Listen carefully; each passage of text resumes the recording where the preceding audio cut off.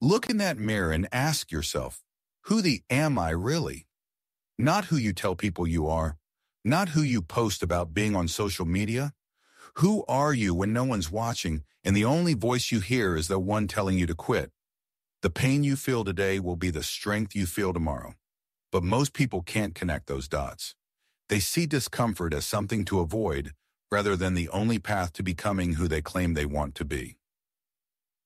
I'm going to tell you something right now that might piss you off. You're soft. Yeah, I said it. We all are. We've been conditioned by a world that promises comfort at every turn. Temperature too hot? Turn on the AC. Feeling hungry? Order delivery? Workout getting tough? Take a break. It's killing your potential, slowly, day by day. I was there too, living at 40% of my capacity, thinking I was giving it my all. What a joke. The truth hit me like a freight train when I realized that everything I thought was hard work was just scratching the surface of what I could actually do. The human body and mind are capable of so much more than we're taught to believe. Here's what nobody wants to admit. Growth only happens when you're uncomfortable. Think about it, a muscle doesn't grow unless you tear it down first. Your mind works the same damn way. When was the last time you deliberately made yourself uncomfortable? When did you last choose the harder path just to callous your mind? On this channel, Power of Mind, we don't do motivation. Motivation is temporary. It's unreliable. It's for amateurs. What we're building here is a system, the deliberate discomfort method, a way to systematically expose yourself to hardship so you can access that untapped 60% of your potential that's lying dormant inside you right now. For the next 30 minutes, I'm going to show you exactly how to implement this method in your own life. No fluff, no BS, just tactical approaches to breaking through your mental barriers. You'll learn how to override your brain's quit mechanism, how to use the cookie jar method to fuel yourself through challenges, and how to build an accountability mirror that makes excuses impossible. This isn't going to be easy. If you're looking for comfort, you've come to the wrong place. But if you're ready to meet the real you, the one capable of achievements beyond what you can currently imagine, then strap in. The path to greatness is paved with deliberate discomfort, and we're about to walk it together. Think about your morning routine. Warm shower, coffee, phone scrolling, air conditioning. Everything designed to be smooth, easy, painless. But here's what most people miss. These comforts aren't blessings. They're slowly destroying your capacity to achieve anything meaningful. Your body and mind are adaptation machines. They're built to respond to stress by getting stronger. No stress, no growth. It's that simple. When you remove all discomfort from your life, you're literally programming yourself for weakness. That morning routine I just described, it's training your brain to expect ease. And when life inevitably gets hard, as it always does, you'll be completely unprepared. Look at any achievement worth a damn in human history. Behind every single one, you'll find someone who embraced discomfort when everyone else ran from it. While others took the easy path, they deliberately chose difficulty. They understood that comfort isn't a reward. It's a cage disguised as a reward. Your brain has evolved a powerful mechanism to protect you from harm. It's called the comfort zone. This mechanism served your ancestors well when dangers were physical and immediate. But in today's world, this same mechanism is keeping you weak. It's whispering to you, don't try that. It might be hard. You might fail. You might look stupid. And every time you listen, your comfort zone shrinks a little more. The first step in the deliberate discomfort method is recognizing this trap for what it is. Comfort isn't neutral. It's actively working against you. Starting tomorrow morning, I want you to take a cold shower. Not lukewarm, cold. Feel that initial shock, the resistance, the voice telling you to turn up the temperature. That voice is your enemy. That resistance is where growth begins. Your assignment, 5 minutes, every morning. No excuses. This isn't about hygiene. It's about training your mind to embrace discomfort as the pathway to achievement. Welcome to the method. Most people never meet their true selves. They meet the comfortable version, the socially acceptable version, the version that quits when things get hard. Today, we're going to change that. The accountability mirror is your first weapon against mediocrity. Find a mirror in your house. Stand in front of it. Look yourself dead in the eyes and tell the truth about who you really are.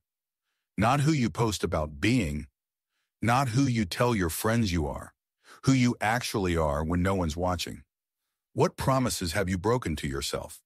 Where have you chosen comfort over growth? Where have you lied about your effort? This exercise isn't about beating yourself up. It's about establishing a baseline of brutal honesty. You can't improve what you don't acknowledge. Most people live their entire lives without ever having this conversation with themselves.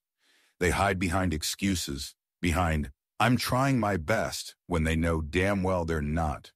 Your assignment: every morning after your cold shower, stand in front of your mirror for 5 minutes. Speak out loud the uncomfortable truths about yourself. Then write down 3 specific actions you'll take today to move toward becoming the person you claim you want to be. Not tomorrow. Not when you feel ready. Today. The gap between who you are and who you want to be is filled with discomfort. Period. There's no bypassing this truth. The only question is whether you'll have the courage to face yourself honestly. Most won't. They'll read this, think, "Good idea," and never actually do it because it's uncomfortable. Don't be most people.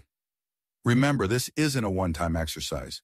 This is a daily practice of meeting your true self in the mirror. At first, it will be painful. You'll want to look away, to soften the truth, to make excuses. Don't. The discomfort you feel is the sound of your comfort zone beginning to crack. That's exactly the sound we're looking for. Your mind is lying to you. When it screams that you're at your limit, you've actually only tapped about 40% of your true capacity. This isn't motivational bullshit. It's been documented in military research, athletic performance studies, and cognitive science. Think about the last time you were completely exhausted during a workout. Lungs burning, muscles failing, every part of you screaming to stop. That's your brain's governor kicking in. It's designed to keep resources in reserve, to protect you from depleting yourself completely. But here's the thing. In today's world, this safety mechanism is holding you back from what you're truly capable of achieving. The 40% rule is simple. When your mind is convinced you're done, you're only 40% done. You've got 60% more in the tank. The question is, do you have the mental toughness to override your brain's quit mechanism?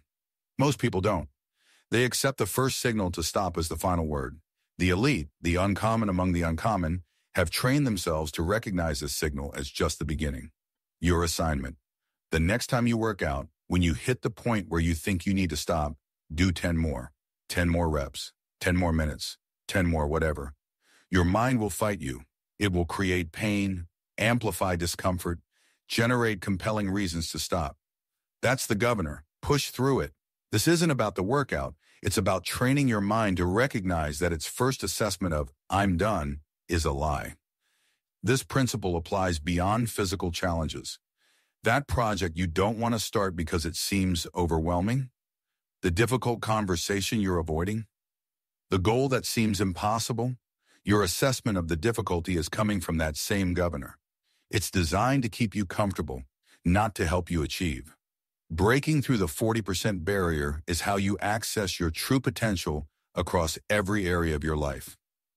Your hands get calluses when they're repeatedly exposed to friction. Your mind works the same way. Deliberate exposure to discomfort doesn't just toughen you temporarily, it fundamentally changes how you respond to difficulty in the future. This process is called callousing the mind. It's systematically exposing yourself to discomfort until your response to that discomfort changes. At first, the cold shower is shocking. By day 30, it's just your morning routine. Your mind has calloused. The same stimulus no longer produces the same stress response. The key is consistency and gradual progression. You don't build calluses by going through extreme hardship once. You build them through daily exposure to manageable discomfort that incrementally increases over time. It's not about throwing yourself into hypothermia. It's about taking a cold shower every single morning and gradually decreasing the temperature as your mind adapts. Your assignment: identify 3 areas of your life where you consistently avoid discomfort. Maybe it's public speaking. Maybe it's physical exertion. Maybe it's difficult conversations. For each area, design a daily discomfort practice. If it's public speaking, record yourself speaking for 1 minute every day. If it's physical, add one exercise you hate to your daily routine. If it's confrontation, have one slightly uncomfortable conversation daily. The mind calluses through exposure, not avoidance. Every time you choose comfort over growth, you're training your mind to be soft. Every time you choose discomfort for the purpose of growth, you're building mental toughness that will serve you in every area of your life. Remember, callousing your mind isn't about being miserable. It's about developing the capacity to perform when life gets difficult, as it inevitably will. The difference between those who achieve and those who don't isn't talent or opportunity. It's who has developed the mental calluses to push through when discomfort arrives.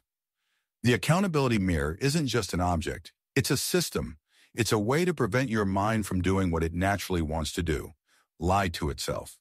Because let's be honest, you become an expert at self-deception. Most people think they're working hard. They're not. Most people think they're giving their best. They're not even close. The accountability mirror forces you to confront the gap between who you say you are and who your actions prove you to be. No more hiding, no more excuses, just the brutal truth staring back at you. Here's how to build your accountability mirror system. Take a physical mirror in your home. Using sticky notes or a dry erase marker, write your commitments directly on it. Not vague bullshit like, try harder or be better. Specific, measurable actions. Complete 100 push-ups daily. Read 20 pages every night. Make 10 sales calls before noon. Items that can't be faked or rationalized. Each morning, face this mirror. Each evening, return to it. Check off what you've completed. For what you haven't, you have two choices. Do it immediately, no matter how tired you are, or transfer it to tomorrow with an added penalty. Miss your 100 push-ups? Tomorrow it's 150. The penalty creates a system where procrastination becomes more painful than action. Your assignment: create your accountability mirror tonight. Start with just 3 commitments, specific, measurable actions that push you toward your goals. For 1 week, face this mirror morning and night. Document your completion rate. I guarantee you'll discover how often you've been lying to yourself about your effort. The power of the accountability mirror is that it removes your ability to hide from yourself. There's no algorithm showing you only what you want to see. There's no social validation to mask your lack of action. There's just you, your commitments, and the undeniable evidence of whether you're following through or not. This system creates a level of accountability that most people never experience. And that's exactly why most people never achieve what they're capable of. Pain is not your enemy. Discomfort is not your enemy. They are the only reliable path to growth. Let me say that again. Pain and discomfort are not obstacles to overcome on the path to achievement. They are the path. The difference between the elite and everyone else isn't that the elite don't experience pain. It's that they've developed a fundamentally different relationship with pain. Where most run from it, they lean into it. While most see it as a signal to stop, they recognize it as a signal that real growth is beginning. This mindset shift doesn't happen through affirmations or visualization. It happens through deliberate exposure and reframing. When you feel the burn during a workout, most people think, "This hurts, I need to stop." The uncommon think, "This is where growth happens." Same stimulus, completely different interpretation. Bro, your assignment.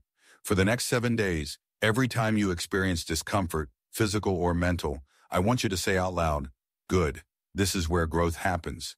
Feel your legs burning during a run? Good, this is where growth happens. Anxious about making that difficult phone call? Good, this is where growth happens. Struggling to focus on that challenging project? Good, this is where growth happens. This isn't about positive thinking. This is about neurologically rewiring your response to discomfort.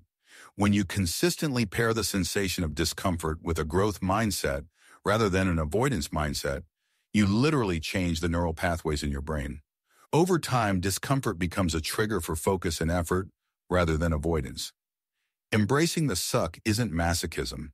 It's not about seeking pain for pain's price of long-term achievement. It's about recognizing and deciding that temporary discomfort. Most won't pay it.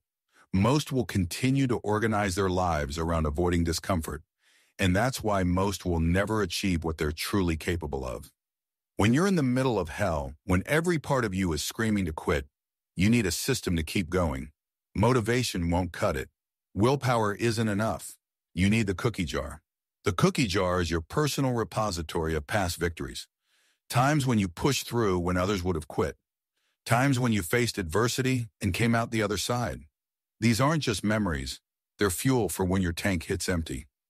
Most people focus on how far they still have to go, how much pain they're currently in, how impossible the challenge seems. This is exactly the wrong mental strategy. Instead, the cookie jar method has you draw on past evidence of your capacity to endure. Here's how to build your cookie jar. Take 30 minutes tonight and write down every hard thing you've ever done and completed, every challenge you've overcome, every time you pushed when you wanted to quit. Be specific. Don't just write, "I finished that marathon." Write, "At mile 18 of the Chicago Marathon, my knee was screaming, and I still had 8 miles to go. I could have quit, but I kept putting one foot in front of the other until I crossed the finish line." Your assignment: create a physical cookie jar. This can be notes in your phone, a small notebook you carry, or actual written notes in an actual jar.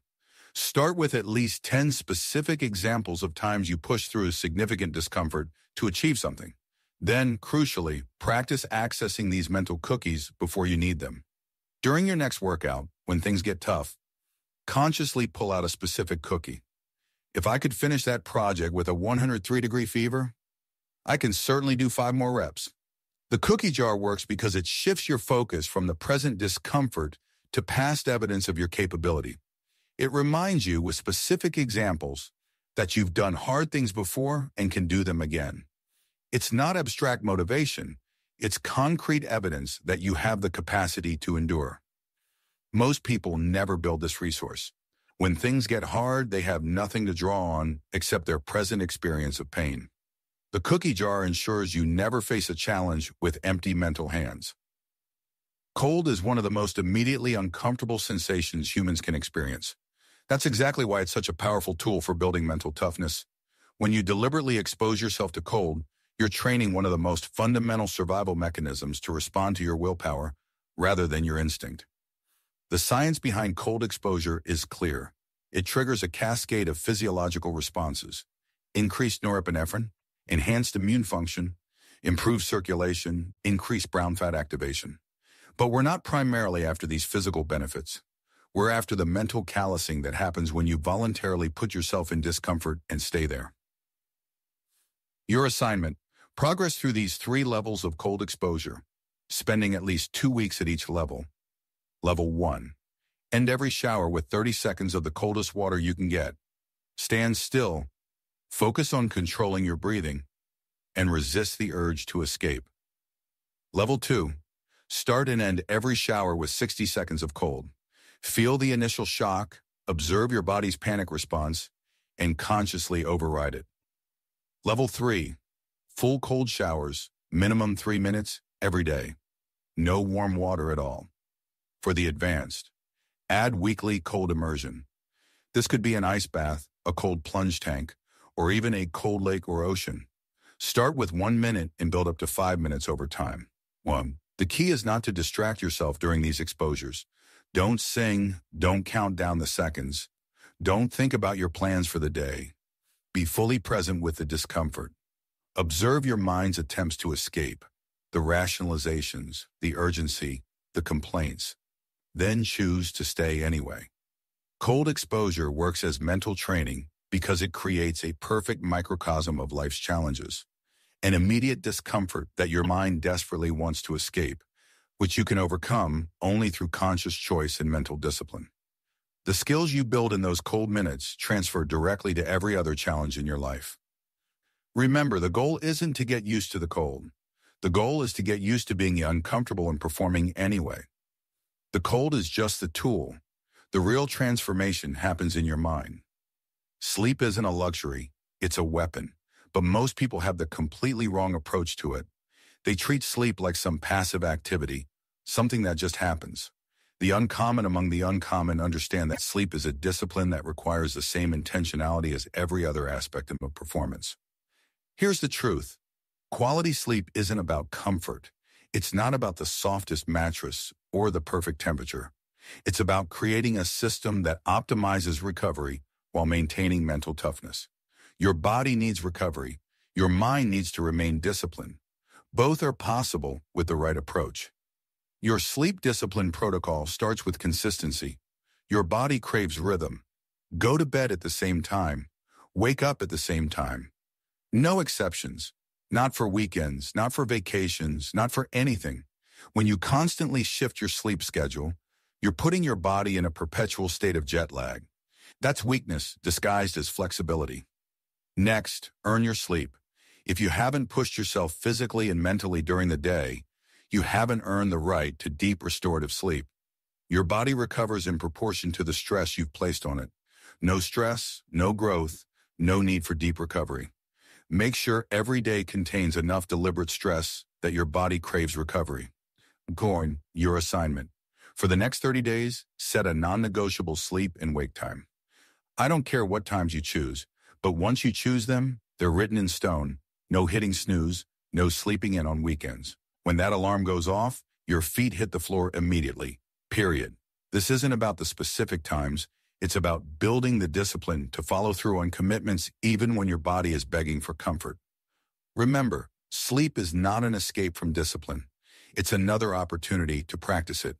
How you approach sleep will reflect how you approach every other aspect of performance. Make it intentional. Make it disciplined. And watch as this discipline carries over into everything else you do. There's a phenomenon every endurance athlete knows, but most regular people never experience. The second win. That moment when you've been pushing through fatigue, convinced you can't go any further, and suddenly the fatigue lifts. Energy returns. Clarity comes back. You find a new gear you didn't know existed. Most people never experience this because they quit at the first sign of fatigue. They never push far enough to discover what's on the other side of that initial wall.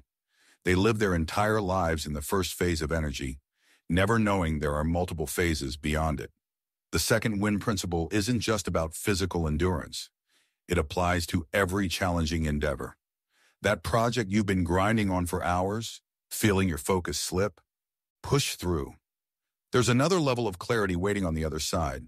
That difficult learning curve where nothing seems to click. Stay there longer than your mind wants to. Breakthrough understanding often comes right after the point where most would quit.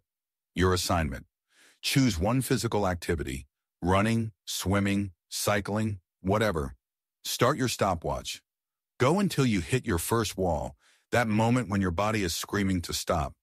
Note the time. Then, rather than stopping, consciously slow your pace by about 20% and continue. Push for at least 50% longer than your first quitting point. If you hit the wall at 20 minutes, go for at least 30. Notice what happens to your energy, your mental state, and your perceived exertion during this extended period. The second win principle reveals an uncomfortable truth. Your perceived limits are fiction. They're based not on your actual capacity, but on your brain's conservative estimation of your capacity. By systematically pushing beyond these perceived limits, you recalibrate your brain's understanding of what you're capable of. This isn't just about physical performance. This is about developing the mental framework to recognize that your first impulse to quit, in anything, is almost always premature. There is more in you. Always. The only question is whether you have the courage to push through long enough to find it. Your brain has a built-in governor, a protective mechanism designed to shut you down long before you reach your actual limits. This governor evolved to keep you alive in prehistoric times, conserving energy for survival. But in today's world of achievement, this same mechanism is holding you back from what you're truly capable of accomplishing. The governor operates through discomfort. When you push toward your real capabilities, it creates pain, fatigue, doubt, and fear. Not because you're at your limit, but precisely because you're approaching your untapped potential. The governor is a voice that says, you can't, when the reality is, you absolutely can, but it's going to hurt. Defeating the governor isn't a one-time event. It's a process of systematically proving to your brain that you can go beyond what it believes is possible. Each time you push past the shutdown signal, you recalibrate your brain's understanding of your capabilities. You literally reprogram your own limits. Your assignment, the 4x4x48 challenge. Every 4 hours for 48 hours, do a 4-mile run or walk. That's 12 sessions over 2 days with minimal sleep. This isn't about speed, it's about completion. When you're on the 8th or 9th session, sleep-deprived and sore, your governor will be screaming to stop. That's exactly when the real training happens. Can't do the full challenge? Start with a scaled version. 1 mile every 4 hours for 24 hours. Build up over time. The specific distances matter less than the principle, forcing your brain to perform when every signal is telling you to stop. The governor can be defeated only through direct confrontation. You must put yourself in situations where quitting is the most appealing option, and then refuse to quit. Each victory over the governor weakens its hold on you. Each time you push past, "I can't," those words lose a little more of their power. Remember, the governor never goes away completely. It's hardwired into your biology. The goal isn't to eliminate it, but to recognize its voice for what it is, a cautious underestimation of your true capacity, and develop the mental strength to override it when achievement demands. Random suffering doesn't build mental toughness. Strategized suffering does. The difference: intention, progression, and specificity. You need a system for discomfort that systematically targets your weaknesses and builds your mental calluses where you need them most. Most people who attempt to build mental toughness make one of two mistakes. They either take on too much too soon and burn out, or they apply discomfort in areas that don't address their actual limitations. Effective strategized suffering requires honest self-assessment followed by targeted discomfort. Here's how to build your own strategized suffering program.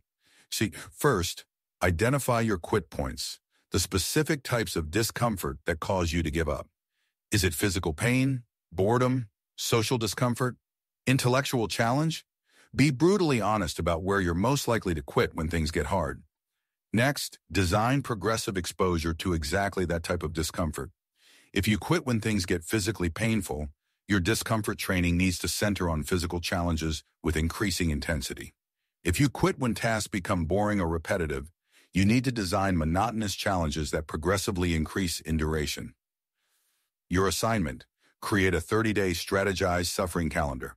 Each day should include one deliberate discomfort exercise that targets your specific quit points. Start small, discomfort you can definitely handle, and increase by no more than 5 to 10% each day.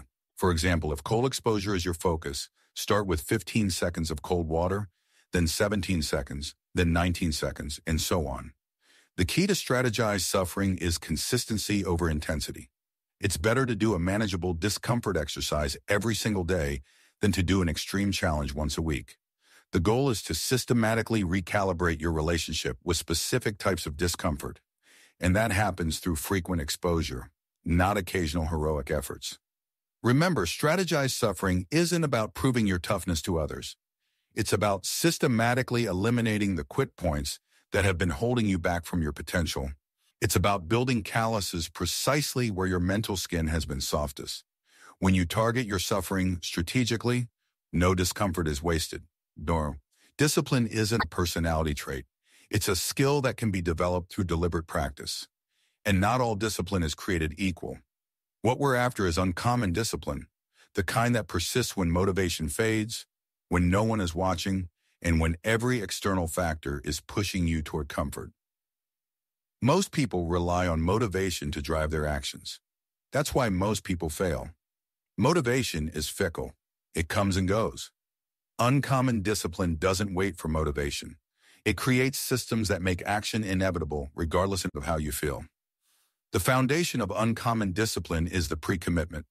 This means making decisions in advance, removing the possibility of choice in the moment when discomfort arrives. Don't decide each morning whether you'll work out at once. Schedule it and make the workout location, time, and content non-negotiable. Your assignment: identify 3 areas of your life where your discipline has been inconsistent. For each area, create a pre-commitment protocol that removes decision-making from the equation. For example, physical training.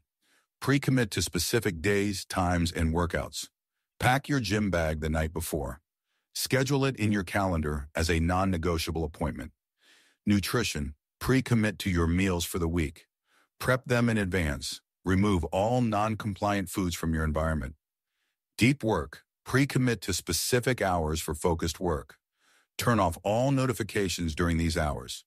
Predetermine what tasks will be completed. The power of pre-commitment is that it bypasses the negotiation that happens when discomfort arrives. When the alarm goes off at 5 a.m. for your workout, there's no internal debate about whether you feel like going. You pre-committed. The decision was made yesterday. All that's left is execution. Uncommon discipline isn't about being perfect. It's about having systems that bring you back on track quickly when you deviate. When you miss a workout, does your system ensure you're back at it the next day? Or do you spiral into weeks of inactivity? Uncommon discipline has recovery protocols built in. Remember, everyone wants the results that come from discipline, but few are willing to build the systems that make discipline inevitable. Don't be most people. Build the systems, embrace the discomfort, become uncommon. Your schedule reveals your priorities. Not what you say your priorities are, what they actually are. Most people's schedules are built around comfort, convenience, and what feels good in the moment. The savage schedule is built around growth, achievement, and deliberate discomfort. The average person's day has massive inefficiencies. Hours lost to social media, entertainment, and activities that contribute nothing to their goals. The savage schedule eliminates these inefficiencies, not to cram more productivity into your day, but to create space for the deliberate discomfort that drives real growth. Building your savage schedule starts with a time audit. For 1 week, record exactly how you spend each hour. Be brutally honest. Then categorize each activity as either advancing your goals or not. Most people are shocked to discover they waste 4-6 hours daily on activities that contribute nothing to what they claim to want. Your assignment: create your savage schedule for the next 30 days. Include these non-negotiable elements: a morning discomfort ritual, cold shower, difficult workout, or other deliberate challenge. At least 2 hours of deep work on your most important goal before any digital distractions, a midday physical challenge that breaks your comfort routine, an evening review session with your accountability mirror, a specific bedtime preparation ritual that ensures quality sleep. The savage schedule isn't about being busy, it's about being intentional. It's about ensuring that discomfort is scheduled rather than avoided, that growth activities happen before comfort activities, and that what you say matters actually gets prioritized in how you spend your time. The hardest part of implementing the savage schedule isn't creating it. It's sticking to it when every part of you wants to deviate back toward comfort.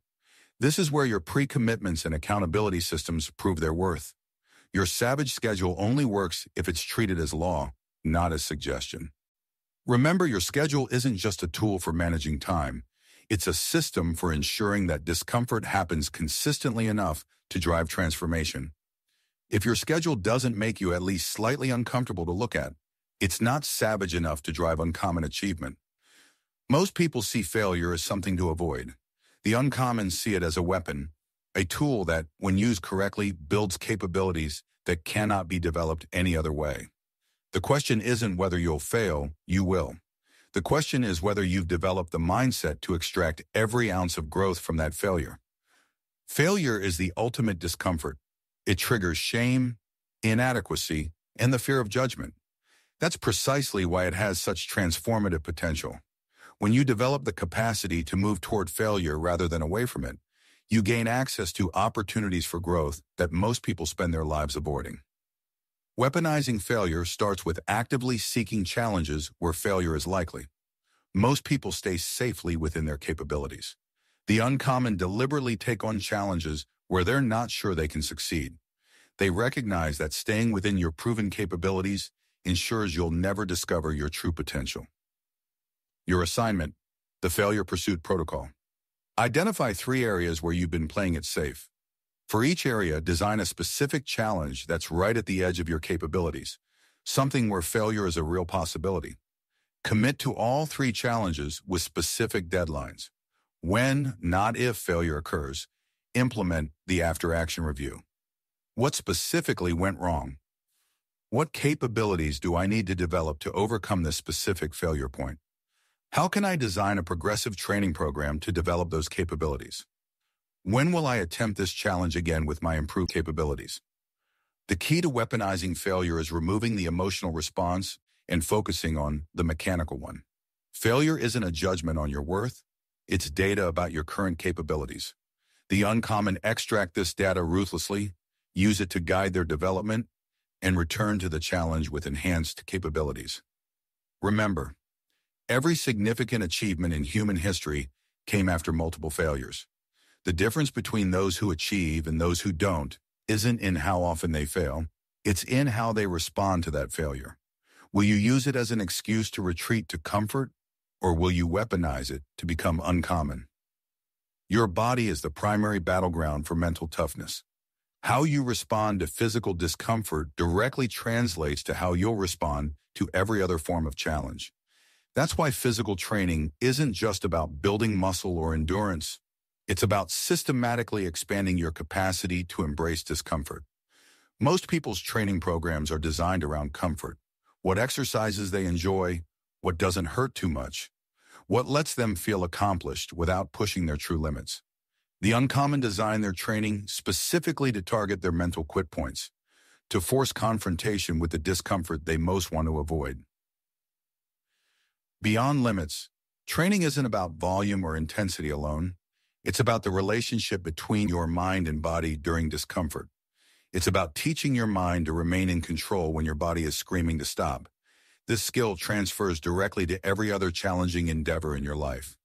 Your assignment, the descendant protocol. Choose a compound movement, squat, deadlift, pull-up, or push-up. Determine your current maximum reps with proper form. On day 1, complete 90% of your max reps. Rest 60 seconds. Complete another set at 80% of max, rest 60 seconds. Continue this descending pattern, 70%, 60%, etc., until you can no longer complete a single rep with proper form. Each day, attempt to add one additional set to your descendant protocol. This isn't about increasing your max. It's about teaching your mind to continue producing effort when your body is exhausted. It's about expanding the gap between physical fatigue and mental surrender. The key to Beyond Limits training is focusing on the conversation in your mind during the later sets. When your body says stop, what specific thoughts arise? What rationalizations does your mind create? Becoming aware of these thought patterns is the first step to overriding them. Remember, physical training beyond limits isn't about achieving any particular physical outcome, though those will come. It's about developing the mental framework that allows you to continue functioning at a high level when every signal in your body is telling you to quit. This capacity, once developed, will serve you in every challenging endeavor you undertake. What you eat isn't just fuel for your body, it's training for your mind. Every food choice is either strengthening or weakening your ability to choose discomfort over comfort, long-term benefit over short-term pleasure. Most people never make this connection. They see nutrition as separate from mental toughness. It's not. The modern food environment is designed to hijack your brain's reward systems. Hyper-palatable, calorie-dense foods trigger dopamine releases that create immediate pleasure at the cost of long-term health. Choosing to override these evolutionary drives doesn't just improve your physical health, it directly strengthens your capacity for delayed gratification and discomfort tolerance. Nutrition as mental training isn't about any specific diet. It's about the intentional practice of choosing what serves your long-term goals over what provides immediate comfort. It's about recognizing hunger not as an emergency to be immediately addressed, but as a sensation to be experienced and, when appropriate, endured. Your assignment, the Hunger Window Protocol. For the next 30 days, compress your eating window to 8 hours daily. Eat only between 12 p.m. and 8 p.m., or another 8-hour window of your choosing. During the fasting hours, pay close attention to hunger signals without immediately responding to them. Notice the thoughts that arise when hunger appears, the rationalizations, the urgency, the discomfort. Then choose to sit with that discomfort rather than immediately resolving it. This protocol isn't primarily about the physical benefits of time-restricted eating, though those exist. It's about developing the mental framework to experience discomfort without immediately seeking relief. It's about teaching your mind that hunger, like all forms of discomfort, is not an emergency but an experience you can choose to endure when it serves your larger purpose. The secondary aspect of nutrition as mental training is food choice discipline. When you do eat, choose foods that align with your performance goals rather than your comfort desires. Each time you choose nutrient-dense whole foods over hyper-palatable processed options, you're strengthening the neural pathways that enable choosing discomfort for growth. Remember, every meal is a training opportunity, not just for your body, but for your mind. The discipline you develop through intentional nutrition directly transfers to every other area where comfort tempts you away from achievement. Don't waste these daily opportunities to strengthen your mental toughness. Transformation requires sustained effort over time. Most people underestimate what they can achieve in 100 days of focused, deliberate discomfort. The 100-day challenge creates a framework for this sustained effort, long enough to produce significant change, short enough to maintain psychological commitment. The problem with most achievement attempts is inconsistency. People go hard for a few days, then retreat to comfort when the initial motivation fades. The 100-day challenge addresses this by creating a non-negotiable daily commitment that continues regardless of motivation, circumstances, or temporary results. The structure is simple but demanding. Choose one habit that, if performed daily for 100 days without exception, would fundamentally change your life trajectory. This isn't about massive daily efforts. It's about unwavering consistency on a single high-leverage behavior that accumulates impact over time. Your assignment. Select your keystone habit for the 100-day challenge. This should be specific enough to be measurable. Not eat better, but eat zero processed foods. Challenging enough to create discomfort, but sustainable enough to perform daily. High leverage enough that consistent performance will create cascading positive effects. Document your commitment publicly. Tell at least 5 people about your challenge. Create daily accountability through photos, check-ins, or a tracking system visible to others. The public commitment dramatically increases follow-through by adding social consequences to potential failure. The 100-day challenge works because it forces you to develop systems that don't rely on motivation. By day 30, your motivation will have faded.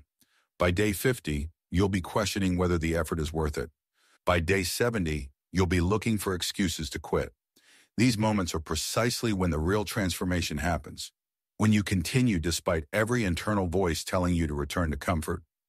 Remember, the 100-day challenge isn't about the specific habit you choose, though that matters. It's about developing the capacity to continue showing up day after day when nothing is forcing you to do so. This capacity, once developed, becomes the foundation for uncommon achievement in every area of your life. Accountability requires visibility. What you can see, you can measure. What you can measure, you can improve. The warboard is your command center for deliberate discomfort, a physical display that makes your commitments, progress, and failures impossible to ignore or rationalize away. Most people keep their goals and progress private, often in their heads. This allows for convenient reinterpretation when discomfort pushes them toward quitting. The warboard eliminates this escape route by making your commitments and progress visible, not just to you but to anyone who enters your space. Your warboard should be prominently positioned where you'll see it multiple times daily. A whiteboard, a corkboard, or even a dedicated wall section works. The key is that it can't be hidden, minimized, or ignored when you're not in the mood to confront your progress or lack thereof. Your assignment: create your warboard with these 5 essential components. Victory targets: your specific, measurable goals with deadlines. Daily non-negotiables: the discomfort practices you commit to performing every single day.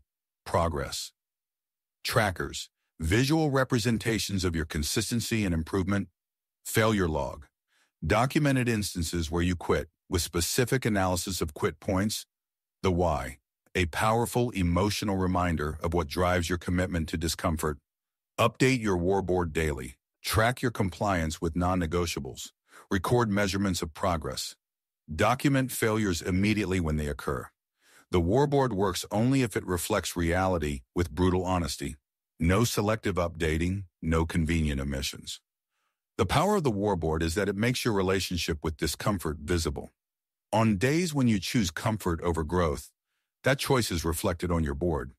On days when you push through discomfort toward achievement, that victory is documented. Over time, the patterns become undeniable, both to you and to anyone who sees your board. Remember, the war board isn't just a tracking tool, it's a commitment made physical. It's the difference between saying, I'm going to embrace discomfort, and creating a system that makes that embrace visible, measurable, and inescapable. In the battle against comfort, visibility is a weapon. Use it. The ultimate challenge isn't starting the deliberate discomfort method, it's continuing it when you've already achieved more than those around you. Most people plateau once they've surpassed their peers. They look around, see they're ahead of the pack, and use that as justification to ease up on their discomfort practice. The truly uncommon don't compare themselves to others. They compare themselves only to their potential. They recognize that being better than most is a dangerously low standard in a world where most people are living at 40% of their capacity. The goal isn't to be uncommon among the common. It's to be uncommon even among those who are already uncommon. Living at this level requires creating an environment that supports continued discomfort when everything and everyone around you encourages comfort. Your social circle, your physical spaces, your information sources, all must be intentionally designed to pull you toward continued growth rather than comfortable plateau. Your assignment, the elevation protocol. For each area of your life, identify the 5 people whose standards for themselves most challenge and inspire you. These may not be people you currently know personally. Create a deliberate plan to increase your exposure to these individuals through direct contact, their content, or study of their methods. Simultaneously, reduce exposure to individuals whose standards tacitly encourage comfort or complacency. The second component of living uncommon among the uncommon is continual recalibration of your discomfort practices. What challenged you a year ago may now be within your comfort zone. The deliberate discomfort method requires regular assessment and adjustment of your practices to ensure they continue to push your boundaries rather than merely maintain your current capabilities. Finally, living uncommon among the uncommon means becoming a standard bearer for others, not through preaching or judgment, but through quiet, consistent demonstration of what's possible when someone commits fully to the deliberate discomfort method. Your example becomes both your accountability and your legacy. Remember, the ultimate achievement isn't reaching some specific goal. It's developing the capacity to continuously push beyond comfort toward your potential, regardless of what those around you are doing. It's about building a life where discomfort isn't something you occasionally embrace for specific achievements, but the standard operating system through which you approach every day, every challenge, and every opportunity. The deliberate discomfort method isn't a program you complete. It's a fundamental shift in how you relate to challenge, to pain, to effort, and ultimately to your own potential. It's the recognition that comfort has been the enemy all along, and that on the other side of deliberate discomfort lies everything you've claimed you want to achieve. What will you do with this knowledge? Will you return to comfort, or will you choose the uncommon path? The decision is yours. The potential is waiting. The discomfort is ready to teach you who you really are. When you feel the urge to quit, recognize it as a signal that you're approaching growth, not a warning to stop. That voice in your head telling you, this is too hard, or you deserve a break, is your governor kicking in at 40% of your capacity. Develop the habit of saying, good, this is where transformation happens, every time discomfort arrives. Make this your automatic response to pain, boredom, and challenge. Don't trust your first instinct to stop.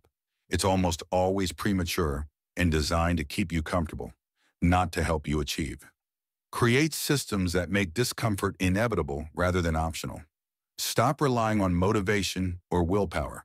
Both will fail you when things get hard. Instead, use pre-commitments, public accountability, and environmental design to force consistent action. Schedule your discomfort sessions as non-negotiable appointments with yourself. Create a war board that makes your commitments and progress visible. Tell people what you're doing so backing out becomes more painful than continuing. Remove all possible paths to comfort during your designated discomfort periods. Delete apps, disable notifications, clear your environment of temptations. Deliberately expose yourself to controlled discomfort daily, not just when you feel like it. Take cold showers every morning, not just when you need to toughen up. Fast regularly, not just when you want to lose weight. Do the hardest task first each day, not just when you feel motivated. The power of deliberate discomfort comes from consistency over intensity. A daily 4-minute cold shower for 100 days will build more mental calluses than a single ice bath for an hour. Your brain doesn't transform through occasional heroic efforts, but through regular exposure to manageable discomfort that incrementally increases over time. Stop comparing yourself to others and start comparing yourself only to your potential.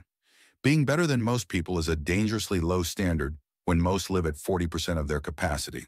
Instead, measure yourself against what you're truly capable of becoming. Identify the specific discomforts you avoid most consistently.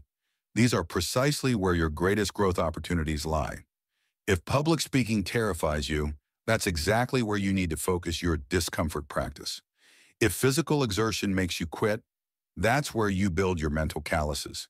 Your avoidance patterns reveal your development opportunities. Remember that embracing discomfort isn't about proving your toughness. It's about achieving what matters most to you. Every significant achievement requires pushing through periods of difficulty when most would quit. Your capacity to endure these periods, to continue executing at a high level when your mind is screaming for relief, is the single greatest predictor of your success. This capacity isn't fixed. It can be systematically developed through deliberate practice. Start today. Choose one discomfort practice and commit to 100 days without exception. Document your journey. When you look back after 100 days of deliberate discomfort, you won't recognize the person who started, and that's exactly the point.